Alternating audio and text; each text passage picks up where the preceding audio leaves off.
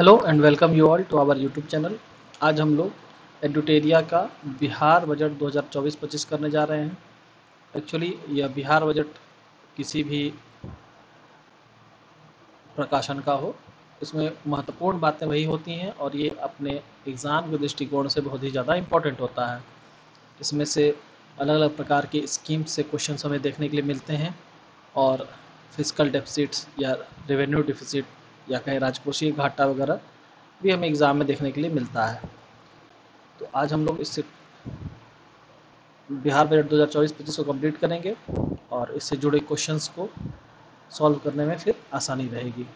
यदि आप लोग चैनल पर नए हैं तो आप लोग से आग्रह है चैनल सब्सक्राइब कर लें, वीडियो को लाइक कर दें, शेयर कर लें और इसका पीडीएफ टेलीग्राम लिंक नीचे दिया हुआ है, उस टेलीग्राम लिंक पर आप लोगों को मिल जाएगा या आप टेलीग्राम पर सर्च कर सकते हैं @civilmassab, उससे भी आप लोगों को ये पीडीएफ अवेलेबल हो जाएगा। चलिए स्टार्ट करते हैं। 13 फरवरी 2024 को बिहार के उप मुख्यमंत्री सह वित्त मंत्री सम्राट चौधरी ने बिहार विधानमंडल में वित्तीय वर्ष 2024-25 के लिए 2,78,726 करोड़ रुपए का बजट पेश किया। 278,725.72 करोड़, इसको भी याद रखना है। मैं आप लोगों को बताते जाऊंगा क्या ज़्यादा इंपॉर्टेंट है, रेलिवेंट एग्जामिनेशन में पूछा जाता है, आप लोग उसको याद रखने का ज़रूर कोशिश कीजिएगा। तो कुल बजट हम लोग का जो है वो 2,78,725.72 करोड़ रुपए है। यह बजट पिछले साल के बजट 23-24 से 16,840 करोड़ रुपए ज़्यादा का बजट है और अभी तक का यह सबसे बड़ा बजट है। आपको डेटा क्या याद रखना है, इसमें 2,78,725.72 करोड़ रुपए का बजट है। बिहार सरकार के आय व्यय अनुमानों का संक्षिप्त विवरण दिया हुआ है। कुल आय होने का अनुमान है 2,78,925.72 करोड़ रुपए। इसमें राजस्व आय जो होगा वह 2,26,798.40 करोड़ होगा, जो कुल आय का 81.31% होगा। पूंजीगत आय, इस पूरे आय में से इसको घटा दीजिएगा, 52,127.31 करोड़ रुपए, जो कुल आय का 18.69% है। यह पूंजीगत आय आने का अनुमान है। देखिए, बजट में हम लोग अनुमान इसलिए लेते हैं क्योंकि वो नेक्स्ट ईयर की बात होती है। बजट पेश कब हुआ है? बजट पेश हो गया है 13 फरवरी को और ये हम लोग अगले साल 24 से 25 के लिए अनुमान ले रहे हैं कि एक साल में सरकार को क्या आय होने वाला है, इसलिए ये अनुमानित होता है। कुल व्यय होने का अनुमान है 2,78,725.72 करोड़। इसमें राजस्व व्यय जो है 2,25,677 करोड़ रहेगा, जो कुल व्यय का 80.97% है और पूंजीगत व्यय 53,048.72 करोड़ होगा, जो कुल व्यय का 19.03% है।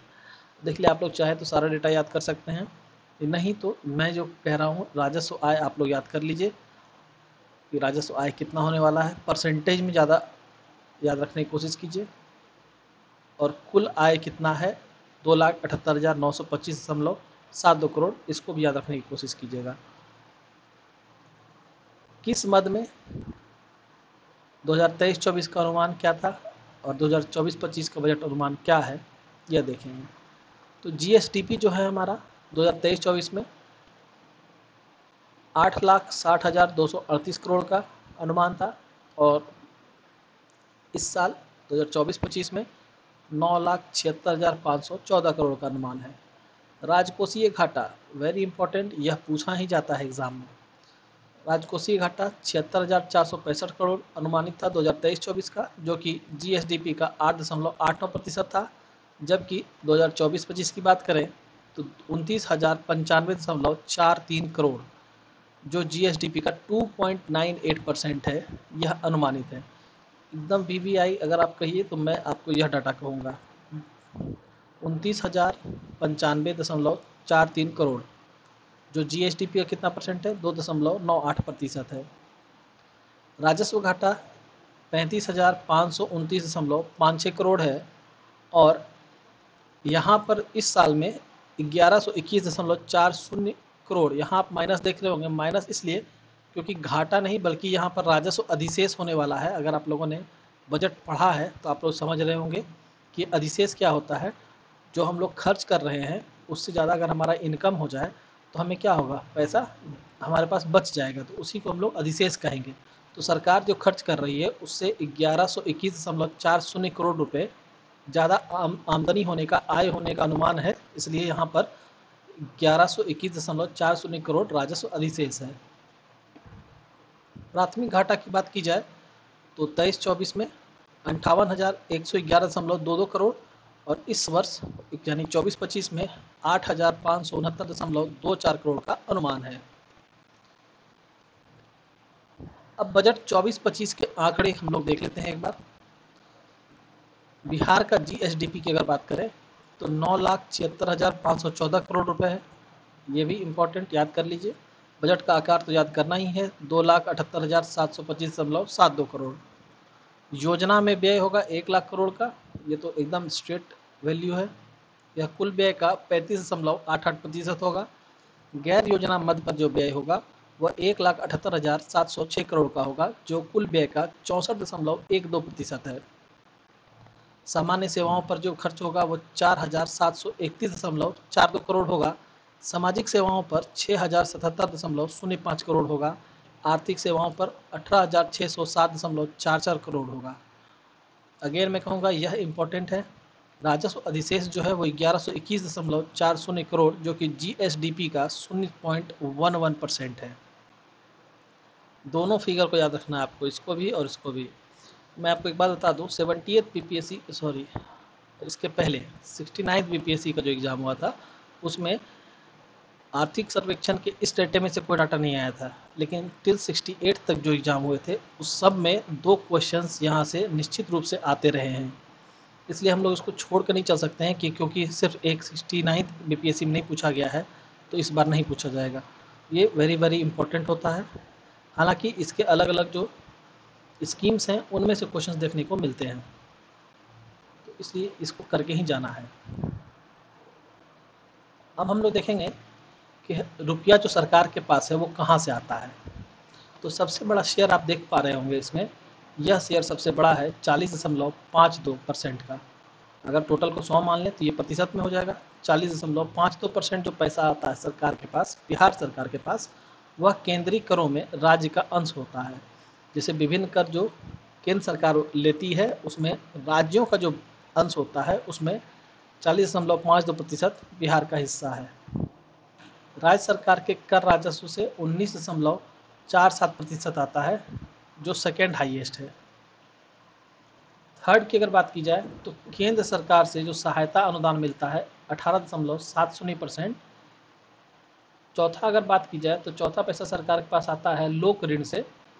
उसके बाद भिन्न कर राजस्व से आता है राज्य के, और ऋण की वसूली से 0.16% पैसा आता है। तो आप टॉप याद रखिए, केंद्रीय करों में राज्य का अंश 40.52%, राज्य सरकार के कर राजस्व से 19.47%, लोक ऋण से केंद्र सरकार से सहायता अनुदान 18.70%। ये तो पैसे आने की बात हुई। अगर कहा जाए रुपया कहाँ जाता है, खर्च कैसे होता है, तो सबसे बड़ा शेयर यहाँ पर देख पा रहे होंगे सामाजिक सेवा। सामाजिक सेवा में सरकार 38.89% खर्च कर रही है। एक अगर रफ फिगर अगर आप समझिए तो 39% हुआ। अगर यहाँ देख सकिए तो सामाजिक सेवाओं पर व्यय कितना है, 6,077.05 करोड़ है।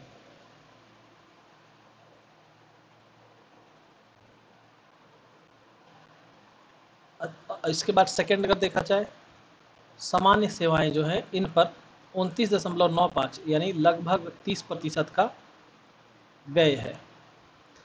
थर्ड में अगर देखा जाए तो आर्थिक सेवाओं पर 22.68% का व्यय है। तो यही तीन अगर याद रखिए तो बहुत है। पहला, सामाजिक सेवाओं पर सबसे ज़्यादा खर्च होता है 39% के आसपास। दूसरा, 30% के करीब सामान्य सेवाओं पर व्यय है। और तीसरा, आर्थिक सेवाओं पर 22.68% का व्यय है। ये फर्स्ट, ये सेकेंड और ये थर्ड। बिहार बजट 2024-25 के अनुसार पिछले वर्षों में बिहार सरकार की उपलब्धियां क्या क्या रही हैं ये देख लेते हैं। वर्ष 2022-23 में बिहार की अर्थव्यवस्था 10.64% की वृद्धि दर के साथ काफ़ी तेज़ी से बढ़ी है। यह डाटा भी आपको अब याद रखना है। 10.64% की वृद्धि दर के साथ ग्रोथ रेट है ये क्या है? Growth rate, economical growth rate है 10.64%। यह वृद्धि दर अन्य राज्यों एवं केंद्र शासित प्रदेशों से अधिक है, जबकि 10.2% के साथ असम दूसरे स्थान पर और 9.2% के साथ दिल्ली तीसरे स्थान पर है।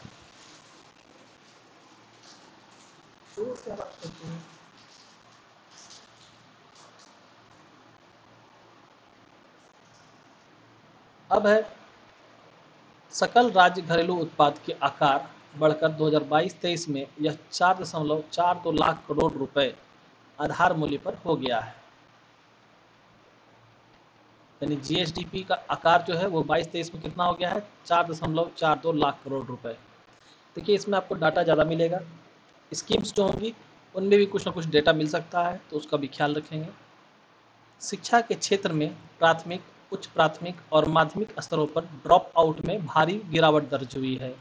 वर्ष 2015-16 से 22-23 के बीच प्राथमिक शिक्षा में 25%, उच्च प्राथमिक स्तर में 39.4% तथा माध्यमिक स्तर पर 40% की गिरावट दर्ज हुई है, जो एक उल्लेखनीय उपलब्धि है। यहाँ आपको इतना डाटा याद रखने की जरूरत नहीं है। आप इतना याद रखिएगा ड्रॉप आउट बहुत कम हुआ है। ड्रॉप आउट यानी बच्चे जो स्कूल छोड़ देते हैं क्लास पूरा करने से पहले ही।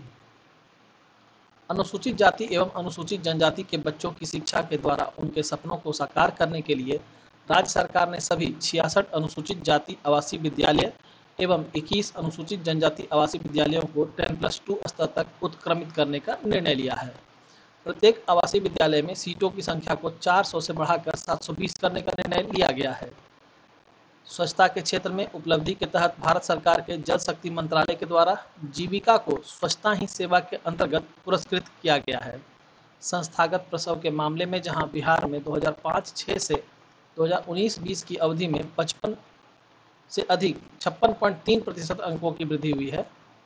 प्रतिदर्श निबंधन प्रणाली SRS के आंकड़ों के अनुसार वर्ष 2015 से 17 और 18 से 20 के बीच मातृ मृत्यु दर में बिहार में 47 अंक की गिरावट दर्ज की गई है। MMR, अब यहाँ से स्टैटिक आप तैयार कर लीजिएगा MMR क्या होता है, क्योंकि यह चीज़ ही उठा के डायरेक्ट में पूछ लेता है कि प्रत्येक 1000 पे होता है, प्रत्येक 100 पर होता है, प्रत्येक लाख पर होता है। ये क्वेश्चन 69 में पूछा जा चुका है इस तरह का। 7 निश्चय के हर घर नल का जल योजना के सफल क्रियान्वयन के परिणाम स्वरूप नल का जल का आच्छादन वर्ष 2015 के मात्र 2% से बढ़कर अब लगभग 100% हो गया है। यानी 100% हर घर नल का जल पहुंचाया जा चुका है। भारत सरकार के जल शक्ति मंत्रालय के जल जीवन सर्वेक्षण रैंकिंग में देश के सर्वोपरि 5 जिलों में बिहार के 4 जिले समस्तीपुर, शेखपुरा, सुपौल तथा बांका शामिल हैं। नीति आयोग की रिपोर्ट के अनुसार बिहार में आर्थिक सामाजिक क्षेत्रों में नीतिगत सुधार के फलस्वरूप वर्ष 2015-16 का बहुआयामी गरीबी सूचकांक 51.89% से घटकर वर्ष 19-21 में 33.79% हो गया है। तो यह सूचकांक को थोड़ा सा ध्यान रखिए, ये 50 से ऊपर था और 35 से नीचे हो गया है। इसके आसपास में अगर डेटा रहेगा तो आप जो है क्लियरली मार सकिएगा उसको आंसर में। गरीबी दर में गिरावट दर्ज करने वाले राज्यों में बिहार सबसे ऊपर है। इस अवधि में जहां बिहार में गरीबी दर में 18.13% अंकों की गिरावट दर्ज की गई है, वहीं पूरे देश में मात्र 9.89% अंकों की ही गिरावट दर्ज हुई है। यानी बिहार सबसे ज़्यादा गरीबी से बाहर निकला है। राज्य के 2.25 करोड़ लोग गरीबी से बाहर निकले हैं। आपको फिक्स डेटा दे दिया 2.25 करोड़ लोग। बिहार जाति आधारित गणना 2022-23 के सर्वेक्षण से प्राप्त आंकड़ों के फलाफल के आधार पर बिहार आरक्षण अधिनियम 18/2023 एवं 19/2023 के द्वारा राज्य अधीन सेवाओं में नियुक्ति, शैक्षणिक संस्थानों में नामांकन हेतु आरक्षित कोटि के लिए 65% यथा अनुसूचित जनजाति के लिए 20%, जनजाति 2%, अत्यंत पिछड़ा वर्ग 25% और पिछड़ा वर्ग के लिए 18% आरक्षण का प्रावधान किया गया है, जबकि आर्थिक रूप से कमजोर वर्ग के लिए 10% आरक्षण पूर्ववत लागू है। इस प्रकार इन सभी वर्गों के लिए आरक्षण की कुल सीमा को बढ़ाकर 75% किया गया। तो यह जो है किया गया था, परंतु आप लोग जानते हैं कि हाई कोर्ट ने इसे खारिज कर दिया है। और उसके बाद सुप्रीम कोर्ट में जब ये केस गया है तो सुप्रीम कोर्ट ने इस पर स्टे लगाने से मना कर दिया था। हियरिंग शुरू हुई है, फिर से बिहार सरकार पुराने ही जो आरक्षण रोस्टर था उसी पर नौकरी और बहाली जो है ले रही है। राज्य सरकार के द्वारा बिहार राज्य की सभी सरकारी सेवाओं संवर्गों के पदानुक्रम में दिव्यांगजन कर्मियों के लिए पदोन्नति में 4% क्षैतिज आरक्षण उपलब्ध कराए जाने का निर्णय लिया गया है। ये आप देख सकते हैं, बिहार का 75% आरक्षण का जो मामला है वो सर्वोच्च न्यायालय में लंबित है, जैसा मैंने आपको बताया अभी।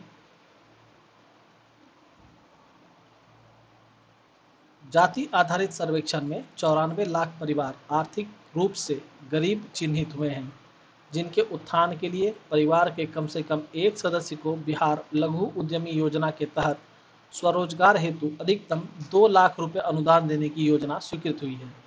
अब ये डाटा यहाँ पर इम्पोर्टेंट है, कितना अनुदान? 2 लाख रुपए का अनुदान। इस योजना का उद्देश्य राज्य में सूक्ष्म उद्योग स्थापित कर उन परिवारों की आर्थिक स्थिति में सुधार लाना तथा बड़े पैमाने पर रोजगार सृजन करना है। योजना समझ गए, 2 लाख रुपए तक का अनुदान देने की बात है। ग्रामीण अर्थव्यवस्था को सुदृढ़ करने के लिए राज्य सरकार ने चतुर्थ कृषि रोड मैप लागू किया है। 2023 से 2028 तक के लिए किया गया है। इसके अंतर्गत वर्ष 2028 तक कृषि एवं सहवर्ती क्षेत्रों में लगभग 1.62 लाख करोड़ रुपए व्यय करने का लक्ष्य है। कृषि के क्षेत्र में खाद्यान्न का रिकॉर्ड उत्पादन के लिए 197.36 लाख मीट्रिक टन भारत सरकार के कृषि एवं किसान कल्याण मंत्रालय द्वारा बिहार को प्रतिष्ठित एग्रीकल्चर लीडरशिप अवार्ड के द्वारा भी सम्मानित किया गया है। यानी कि कृषि के क्षेत्र में बिहार में 197.36 लाख मिलियन मीट्रिक टन का रिकॉर्ड उत्पादन हुआ है। इसके लिए भारत सरकार के कृषि और किसान कल्याण मंत्रालय ने बिहार को प्रतिष्ठित एग्रीकल्चर लीडरशिप अवार्ड से सम्मानित किया है।